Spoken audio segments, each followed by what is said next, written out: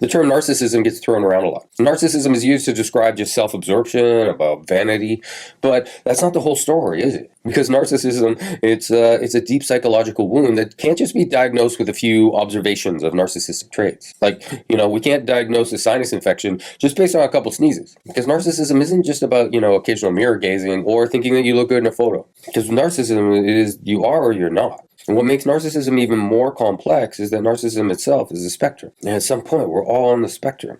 So it's important to note that, there is a difference between just casual vanity and everyday self-love and full-fledged narcissistic personality disorder, or NPD. There's no such thing as just a little bit pregnant here. And because narcissism exists on like a spectrum, becomes like a vast landscape where traits and tendencies all have different kinds of shades. Because NPD is not your run-of-the-mill, ego trip. NPD is far more complex, far darker. Because these narcissistic behaviors go beyond just the occasional pep talk in the mirror. And narcissists have a way of just chipping away at relationships. And the people that are involved in these relationships end up enduring, having their self-esteem, their dignity, their integrity, everything that makes us gets deteriorated and chipped away at. Because when we're talking about the disorder, it's more about what these narcissistic traits do to other people. And this is where we realize that you're not the mirror to a narcissist to reflect back their ego identity. Because the truth is, it's like you are an independent, autonomous human being. Because you're not the narcissist plaything. And have a sense of high self-worth and dignity and value.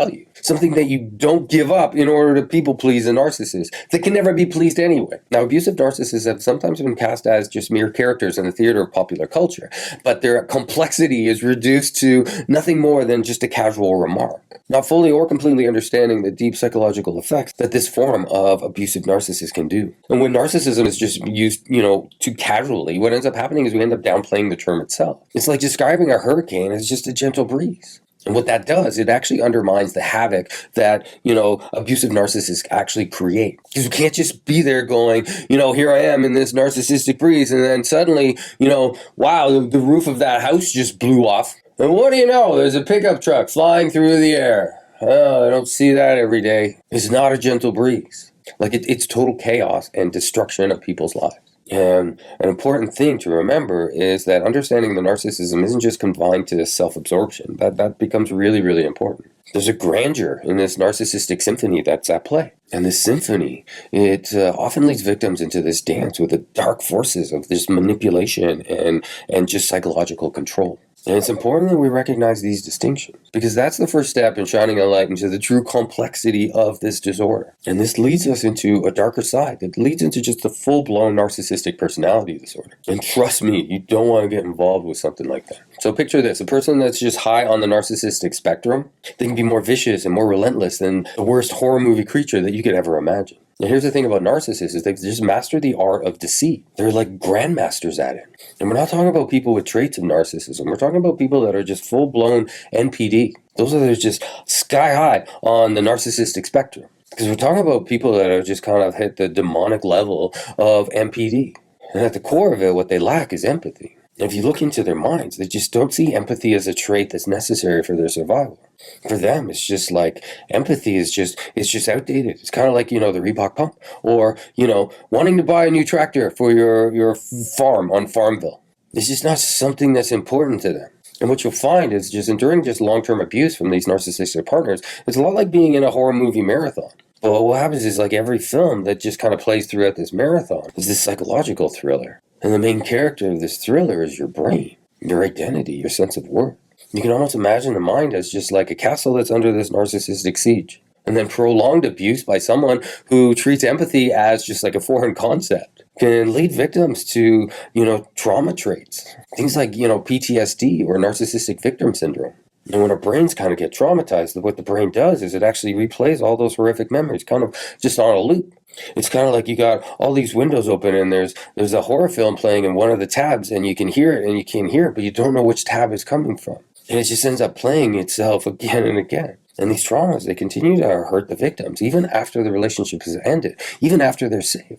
Because we were once in danger, our mind thinks that there's danger everywhere. And we missed it then, so we better be on high alert, hypervigilance right now. Because we never know when the next narcissist is going to come by, or when the previous narcissist is going to come back at. And narcissists, they love targeting sensitive people. And to a narcissist, an empath, it's almost like, ice cream on a hot day. It's just empaths just don't stand a chance. The narcissists, they zero in on empaths, spinning their sensitivity as a flaw. It ends up becoming like, blaming a thermometer for the heat. And victims of narcissism are constantly being told that, they're being too sensitive.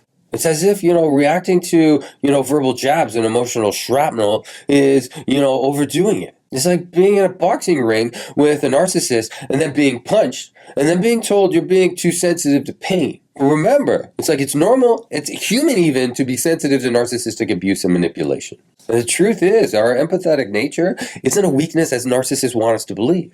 It ends up being a strength that's just being exploited. And don't let anyone tell you otherwise. We end up seeing that this is a distorted reality that's just tailor-made by a narcissist. And yeah, sure, victims of narcissists are left, doubting everything, even their own emotions.